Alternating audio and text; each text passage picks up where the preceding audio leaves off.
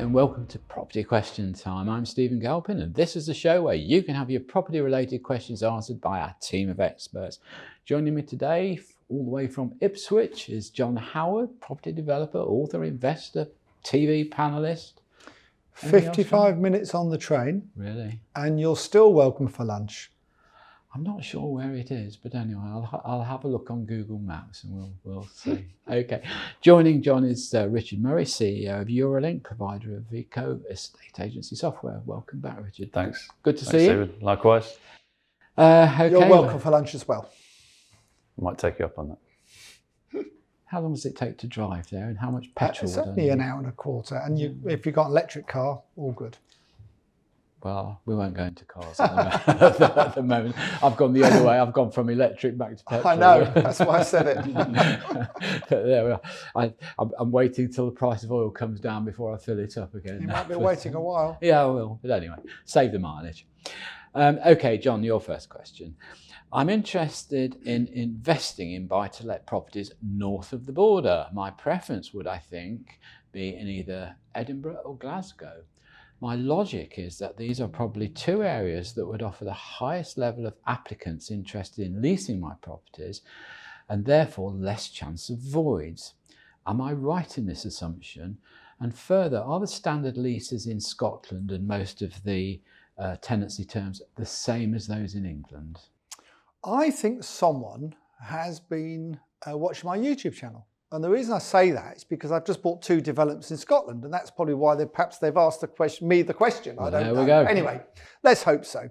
So Scotland, very interesting. It's taken me 43 years to do a deal in Scotland. Now, I think the Scottish market is about 10 years behind the UK market. And I don't mean that in a derogative way at all. I mean that in terms of the amount of investors up there and so on and so on. I don't know how your stats, probably be interested to hear from you, Richard, about your stats on Scotland, because actually one of the, Savills are saying that it's got a 5% growth for the next 5 years. It's all very positive. Edinburgh is the second most expensive property city in the UK. Hugely expensive. Lovely city. Glasgow, slightly different. In every city, there's the areas of deprivation, of course, but the rents are pretty similar to here. Not in London, but the rest of the UK. Edinburgh's obviously more expensive. To give you an idea, we bought 12 part finished flats in Glasgow, and in a nice area, and we can get £1,500 a month for them.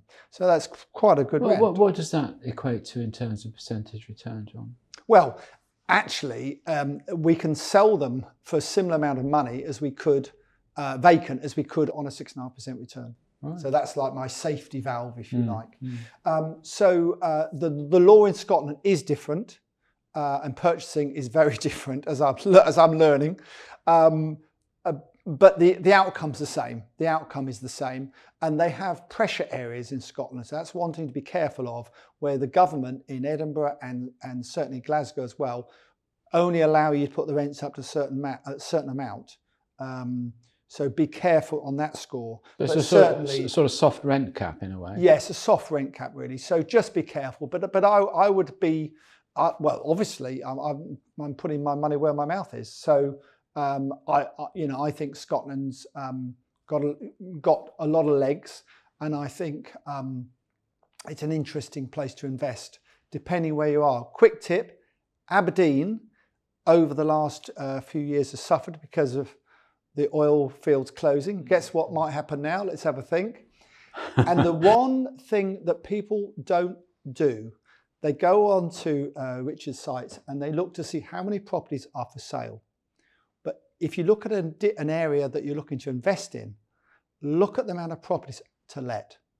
And in Aberdeen recently, there were 780 properties to let in Aberdeen. Aberdeen's not that big place. It's now come down to about 500. That's a sign of things improving. So we think the oil tip is Aberdeen. Yeah, so the oil fields are going to activate it again. Yep. Good. Okay, all right, thank you for that, John. Richard, your question. I think this one's a bit of a how long is a piece of string, but let's see. How much typically would it cost to digitalise my estate agency with good quality letting management software, bearing in mind that I have 6 negotiators, each with a PC and around 100 managed tenants? I would also like to know what sort of timescale I would be looking at from introducing the new system to complete functionality. Okay. You hinted at it, how long is a piece of string? If you put me on the spot, I mean, it could be anything from £50 a month to £500 a month. Right. What I would say is find the right software for your agency would be my best piece of advice, because we're all very different. We all offer, people might think we do the same things. We do the same thing in lots of different ways. I think if you're buying on price alone, you'll make a big mistake. Yeah. Again, in my experience, we've actually stopped operating at the sort of lower price point in the market, because what we were doing is we were spending a lot of time, money, resource, running around the country, demoing our software, pitching our software, pitching all the benefits, the scaling benefits, the cost saving benefits, the automation benefits, and being told we're more expensive, even though we'd categorically proved that an investment in our software will help you scale, automate, be more compliant, and so on. So it is a difficult one. The other thing, I think I would advise the most is, look, we're in a subscription world now. So what I would very much advise is if you're looking at this as a 6 user, you said PCs, but I would say make sure it's product agnostic, or there's at least access via mobile, tablet, etc. Make sure that's available.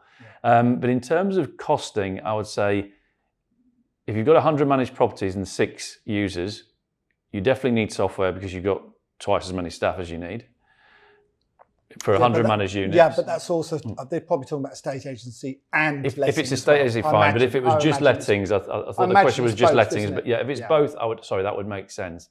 Across a one system, I would say anywhere between sort of £50-60, literally, or right up to the sort of, that £500 mark. But think about how the subscription model is being pitched, because the one area I would avoid is a per head, per seat model, per user model. It's quite an antiquated way of selling software. It's a throwback to user licensing, really. But in the subscription world, John, why would you buy a product that is based on number of people? Where's the software house's incentive to make you more efficient?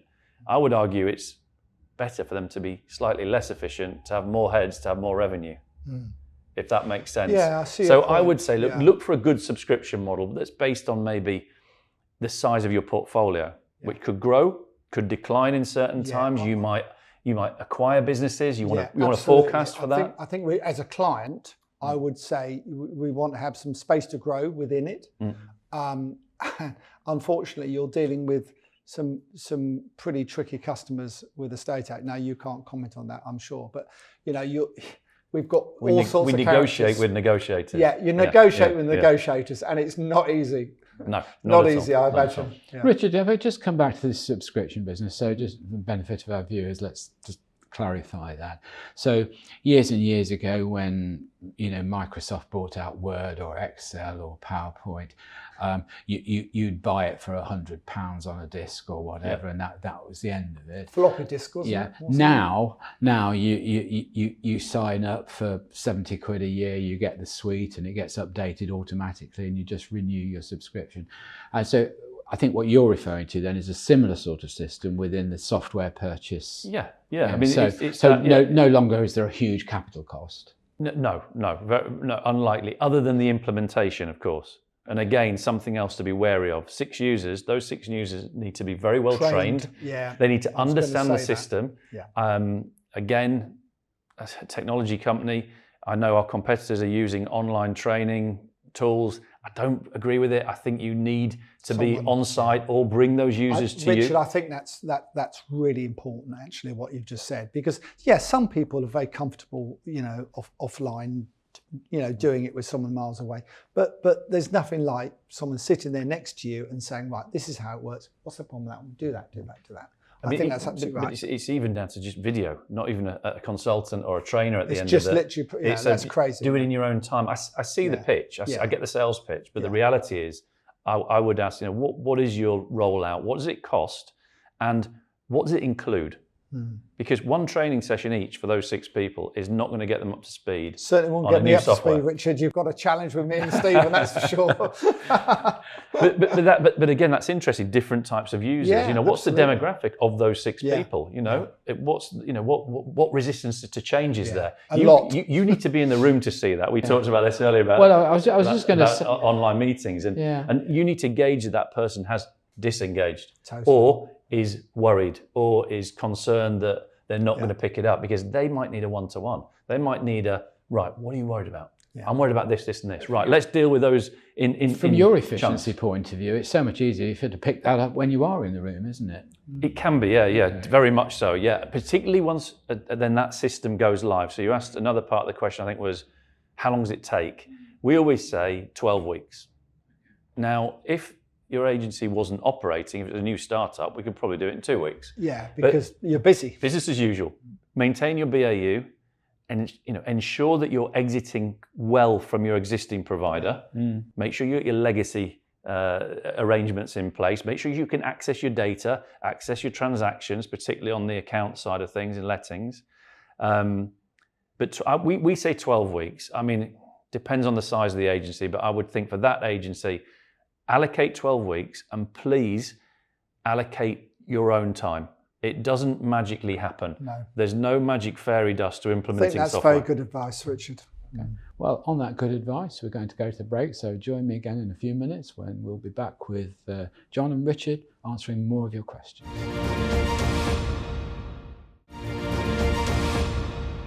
Hello and welcome back to part 2 of Property Question Time with John Howard and Richard Murray.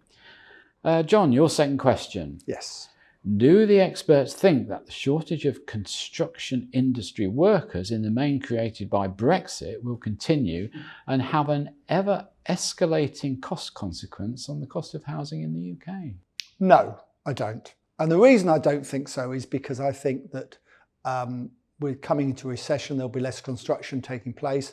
Yes, the housing associations and the charities will continue to build because they're building to rent. And certainly the government throw the money at that and will continue to throw the money at that because they're trying to build 300,000 houses a year. Last year they built, I think, 189,000. The year before was 230 before COVID. They're way off. They need to build 500,000 houses a year. But John, can I just pick you up on that? Before, I mean, there are a number of factors that govern the cost of construction. Yeah. It's workers, the cost of workers, the shortage of workers, then the value of those workers goes up in terms of wage responsibilities. Yes. You've then got materials, that's the cost of energy, the cost of oil for transportation, all those sort of factors. But I just want to go back to you say they only built 185,000 last year. They need to build 500,000. Who do you mean they? The government. So but the government don't build anything. They're the government targets. They've given them the housing, the Secretary of State for Housing has given those targets over the years, and they haven't. What, to industry in general? To industry, to house builders, basically. The top 10 house builders build something like 70% of the houses in the UK. They control the market, and of course, if they're going to sell less, they'll build less. Simple as that. The one thing I will say on employment side. Under Blair, everyone had the opportunity, and rightly so, probably to go to university. Now, this government have pushed apprenticeships a lot harder, and there's lots of people who have gone to university and come out with finding it very difficult to get a decent job. Lots of people can go into the building industry at 18 years old. In fact, they can go in at 16 if they're on apprenticeship. So they become sparkies, they can become, bricklayers, and that's the one, labour is intensive in the building industry. We need people, labour. Most other businesses need less labour all the time. Construction needs the same amount of labour as it did, 50, 100 years ago, or 50 years ago, certainly. The only argument to that is modular, of course, which is getting some sort of foothold in the market, but it's still very modular is still very, very expensive to build. And are there incentives for the building industry to take on apprentices? Are there good schemes? There's huge incentives via the apprenticeship scheme, and we need people, and they can earn very good money. Plumbers, electricians, bricklayers, roofers. There is a shortage of them because everyone has been hell bent on going to university and coming out with a big debt. But that will take a generation, I guess, won't it, to bring that current crop through, to create really good tradesmen like we used to have, our parents and our grandparents. That was something to be proud of, wasn't it? To be a very good to have a trade. It was get a trade, wasn't it? It was. I think they do come full circle, though. Yeah. Look, everything goes full circle, doesn't it? I mean, I can remember when we started to employ a lot of Polish immigrants on the building sites, the criticism was, oh crikey, that was built by the Polish, oh dear, be careful of that, not as good as our craftsmen. And that just evolved into soon turn around. We need Polish craftsmen, and also they stay in the UK, they get married, they have children, the whole thing just continues, doesn't it? And they're very hardworking. It enhances the community. Is a great example. Exactly. It further diversifies us as a diverse nation, and particularly London. Yeah. It was a quick change around. I agree. Yeah. Still there. And what about construction materials, John? Well, interestingly, the last month or so, timber's come down in price, and so's plasterboard. So. And of course, both those materials are used a heck of a lot in the industry. So my recommendation, if you had a quote 3 or 4 months ago, and you're about to start the work on a development site, get it requoted. Have another look. It might come back a little bit cheaper. All right. Okay, John. Thank you for that one. Richard, your final question. Can the panelists explain why online-only estate agency is not succeeding in the way that it was first thought? It seems that there are many that are failing, even the big national operations, both at home and abroad. Look, it's well publicised. I don't need to name the names, but all the recent results that have come out to show that it's just not working. They're putting their prices up, which makes sense. Yeah. You can't. It's not a sustainable operating model. No. Again, if you're buying on price, like we talked about with the software procurement side of things, you will get what you pay for. You'll get a lesser service. It's just common sense. Why has it not worked? I think as a sector, as a cottage industry, you've referred to it as before. Bit rude, I thought, Stephen. Cottage industry. Well, but I sort of understood where Stephen was coming from. I just also don't think British people were ready to be disrupted in this area of their lives. It's their biggest asset. I think Richard, you're spot on there. Biggest asset. Yeah. Would you honestly trust your biggest asset to someone who...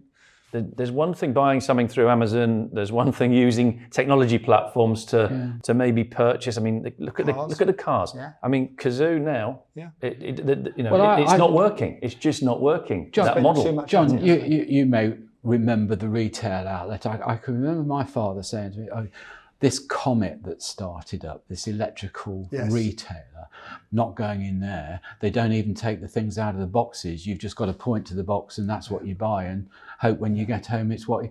Because there was no trust in that kind of marketing then. Yeah. Boy, how we've changed now with Amazon. You just tick the box, yes, it comes. But the one thing with the estate agencies, no one likes paying for something up front before there's been any results. So that model, and now they changed it slightly, some of them, and said, oh, well, you have to pay it within a certain period of time. But they offer a two-tier system. Two-tier now. They didn't do to start with. But the amount they charged was too little. I mean, it costs us about £4,500 on average to sell a property in our estate agency after all costs. So they're charging probably a quarter of that. About £1,000, £1,200. Yeah. But once you've paid them, what incentive is there to do anything, Richard? Sales progression. I mean, they don't have any sales progression. I was going to say, but that's part. Yeah. Herein lies the problem. Yeah. The kind of, I guess, the unsung hero element of what your estate agency business do is that chasing, that coordinating, that sales progression. I say that getting a buy for the property is 30% of the job, literally. Yeah. The rest of it is all about driving that sell through. And I'm sure, over the years, Stephen, you've been on that phone. Yeah. We all have. Getting the deal through to completion. Yeah.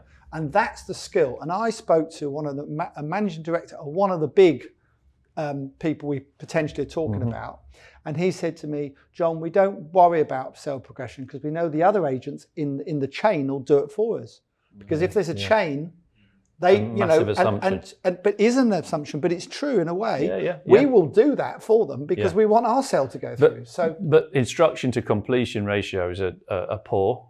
If that's poor and the service is deemed to be lesser service, they're not going to get the recommendations. It's not going to build. I mean, they're up to 7% at the moment market share. They were banking on a disruptive 50. Yeah, I always thought ambitious. 15. Yeah, maybe I thought 15, 20% maybe. Everyone was concerned 5-6 years ago. But it's 7 now. It was 8 in 2020. That peaked, so it shouldn't be going down yet. Well, I would say, Richard, when it's easy to sell property, they'll put it with these online agents because they're cheap. When things are tougher, we come into our own as a traditional estate agent. You need those skills. That's what I would say. You still want the best price though, and that's the other thing where I think it's failing. You pay a small upfront fee, but do you get the same price? I've said on these programs before, you don't. That's interesting. It's slightly, it is. I think it's around 5%, but it's false economy. It becomes a false economy. I think there's something else here as well, and it's just a fundamental marketing point. It's the same as when an estate agent says to you, well, we need to produce a brochure, and some of these brochures for new build, for instance, can cost £20-30 each. You're laughing. We spend £250, £300, £500 probably at a time. Some of these brochures don't actually sell the property. What they do is give the buyer confidence when they've gone home to have it sitting on the coffee table, show their friends, and this is what I'm buying. And it gives confidence to see that process through to exchange, through to completion. And I think in the same way, I'm not sure that somebody with a property for £1 million or £2 million or £3 million wants to have to show people around themselves, which really just an online referral does. They want the agent to be their representative, to really talk about the whole area. It's expertise. Local expertise. Yeah. You go up a plane, there's plenty of people turn left when they get to the top of the steps of a plane. They don't all turn right, do they? No, my friend used to say that, and he said, I always used to wonder where the people were going when they turned right, getting on the plane. He said, I presume they were just going to the loo. So anyway, on that note, that's all we have time for today. So a big thank you to John Howard and Richard Murray. Thank you very much, guys, for coming in. Pleasure, thank you. That's all from me, Stephen Galpin. So join me next time on Property Questions.